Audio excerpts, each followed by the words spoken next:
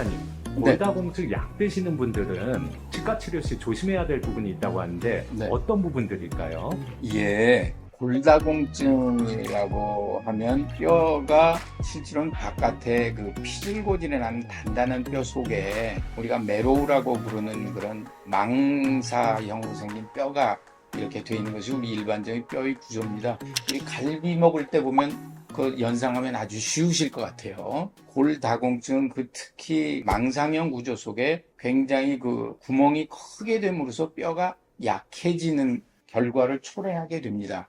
그래서 실제로는 전신적인 무슨 척추뼈라든지 다리뼈라든지 해서 그런 것들을 개선하기 위하여서 골다공증 약을 처방받게 되는데요. 그래서 뼈를 생성시키는 세포는 굉장히 활성화시키고 뼈를 흡수하는 그런 그 오스테오클라스트라고 하는 그 기능은 약하게 함으로써 뼈를 단단하게 했다라는 생각을 가지고 골다공증 약을 수십 년 전부터 많이 처방을 해왔습니다. 그 골다공증이 전신적으로 뼈를 단단하게 해야 되니까 이 아래턱뼈나 위턱뼈에서도 이 뼈를 단단하게는 만듭니다. 단단하게는 만드는데 그런 것들이 문제가 생긴 이유가 우리가 실제로는 뼈가 드러나는 치료는 치과 치료가 가장 자주 하게 됩니다. 이를 뽑는다든지 잇몸이 나빠서 이를 뽑게 된다든지 뼈가 드러나는데 그때 발견된 것 중의 중요한 것이 하나가 무엇이냐면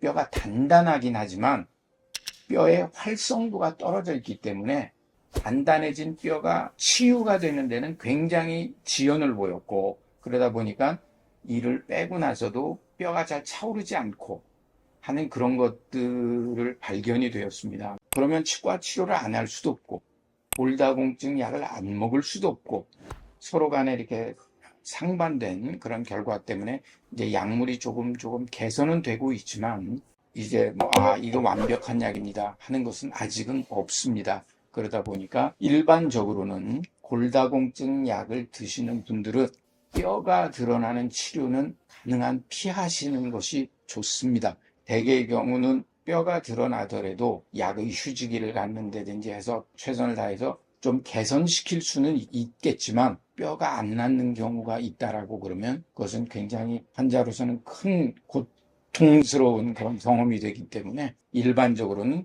골다공증 약을 드시는 분들은 예를 들자면 이를 뺀다든지 혹은 잇몸 치료를 굉장히 깊게 한다든지 혹은 임플란트를 심는다든지 하는 것들에 대해서는 조금 더 신중을 기하셔야 됩니다. 여러 가지 검사법이라든지 그런 것이 있기는 하지만 가이드라인이 될 뿐이지 수치가 이렇게 되면 이거는 괜찮고 약을 좀 끊으면은 약 휴지기라는 것이 있는데 골다공증 약은 약 휴지기를 갖는다 해도 이미 뼈 안에 그 약의 효과로 인해서 뼈가 활성도는 떨어져 있고 굳어져 있는 뼈가 이미 존재하고 있기 때문에 약 휴지기도 그렇게 믿을 만한 가이드는 아니라고 저는 생각합니다.